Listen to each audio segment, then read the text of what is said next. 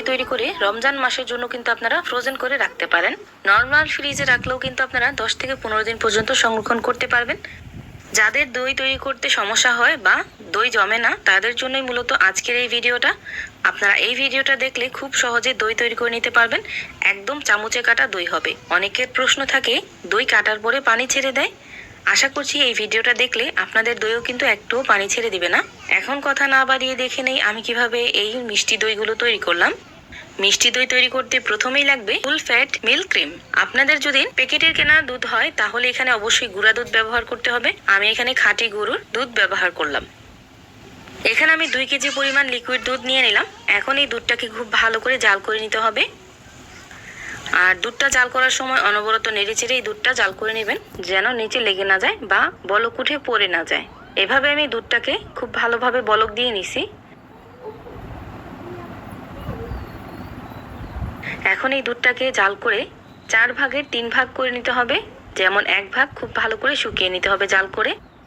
দুধটা কতটুক জাল করতেছেন তার উপরে কিন্তু ডিপেন্ড করে আপনার দইটা কেমন হবে বা কতটা পারফেক্ট হবে। বাজার থেকে যে আমরা দই কিনে খাই ওই দইটাকে কিন্তু ক্রিম কাটা দই বলে। ওরা কি করে দুধটা জাল দেওয়ার পরে উপর থেকে ক্রিম বা সরটা উঠিয়ে রেখে দেয়, এজন্য ওই দইটাকে ক্রিম কাটা দই বলে। আর ওই দইটা কিন্তু ঘরের পাতা দইয়ের মতো এত টেস্টি হয় না। এজন্য সবসময় আমি চেষ্টা করি ঘরেই এই দইটা তৈরি করে নেওয়ার জন্য।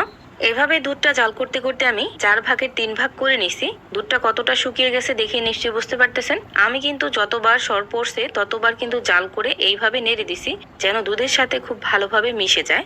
এখন একটা ফ্রাই প্যানে আমি 1 কাপ পরিমাণ চিনি দিয়ে দিলাম। আর অবশ্যই চিনির পরিমাণটা আপনারা কতটুকু মিষ্টি খেতে পছন্দ করেন ততটুকু দিয়ে দিবেন। এখন এই চিনিটাকে খুব ভালোভাবে আমি ক্যারামেল করে নেব। আর ক্যারামেল করার জন্য কোনো রকম পানি কিন্তু আমি এখানে ব্যবহার করব না। জাস্ট চিনিটাকে চুলার আঁচটা মিডিয়ামে রেখে অনবরত নেড়ে চেড়ে এইভাবে ক্যারামেলটা করে নেব।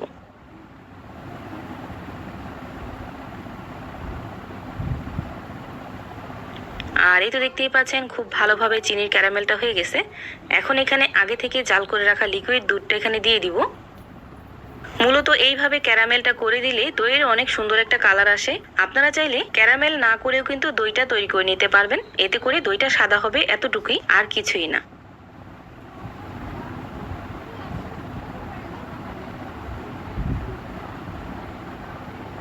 এভাবে আমি দুধটুকু দিয়ে দিলাম। এখন অনবরত নেড়েচেড়ে আমি মিশিয়ে নিব। অনেকেই দই তৈরি করার সময় সরটা অ্যাভয়েড করেন, মানে সরটা উঠিয়ে রাখেন বা সরটা পড়তেই দেন না। অনবরত নেড়েচেড়ে সরটা যেন না পড়ে। আমি কিন্তু এইভাবে সরটা মিশিয়ে দিই, তাতে করে কিন্তু দইটা খেতে অসম্ভব মজা হয়। এখন আমি এই দুধটা আগের ফ্রাই প্যানে দিয়ে দিব। ক্যারামেলটা গলতে একটুখানি সময় লাগে।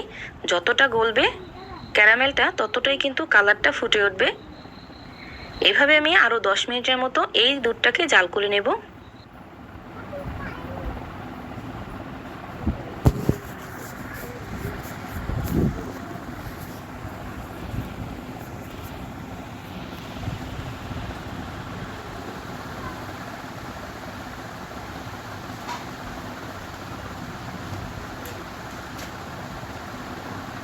আর এই তো দেখতেই পাচ্ছেন দুধটা একদম পারফেক্টলি রেডি হয়ে গেছে দই তৈরি করার জন্য। এখন আমি চুলাটাকে অফ করে দেব আর অনবরত নেড়েচেড়ে এই দুধটাকে কিছুটা ঠান্ডা করে নেব। এখন আমি দই তৈরি করার জন্য এখানে টক দই নিয়ে নিছি। এখানে আমি 1 কাপ পরিমাণ টক দই নিয়ে নিছি। এই দইটাকে আমি একটা স্ট্যান্ডের সাহায্যে এইভাবে ঝরা দিয়ে রেখে দেবো, যেন এক্সট্রা পানিটা পড়ে যায়। এই পানিটার কারণেই কিন্তু দই কাটার পর পানি ছেড়ে দেয়। এখন আমি দইগুলো সেট করার জন্য এইরকম ছোট ছোট বক্স নিয়ে নিছি। এইভাবে ছোট ছোট বক্সে তৈরি করলে কিন্তু প্রতিদিনকারটা প্রতিদিন বের করে কেটে নিতে পারবেন। আপনারা চাইলে মাটির পাত্রেও কিন্তু এইভাবে দইটাকে সেট করতে পারেন। এখন এই বাটিগুলোতে আমি এইভাবে দইগুলো মেখে নেব।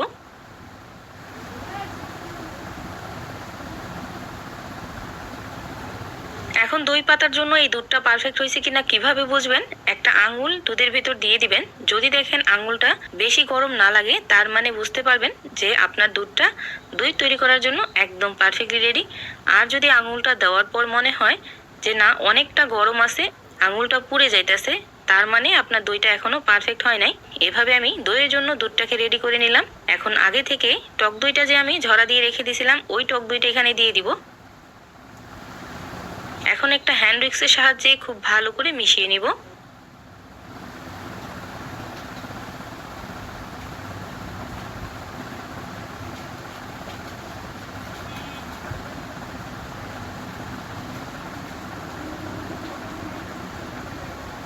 এইভাবে আমি খুব ভালো করে মিশিয়ে নিছি। এখন আগে থেকে যে বক্সগুলোতে আমি দই মেখে রেখে দিয়েছিলাম ওই বক্সে অল্প অল্প করে দিয়ে দিব।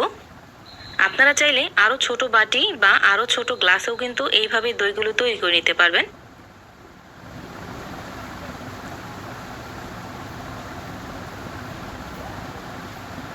এভাবে আমি সবগুলো বাটি আর গ্লাসের দইগুলো ভরে নিছি। এখন ঢাকনা লাগিয়ে দিব।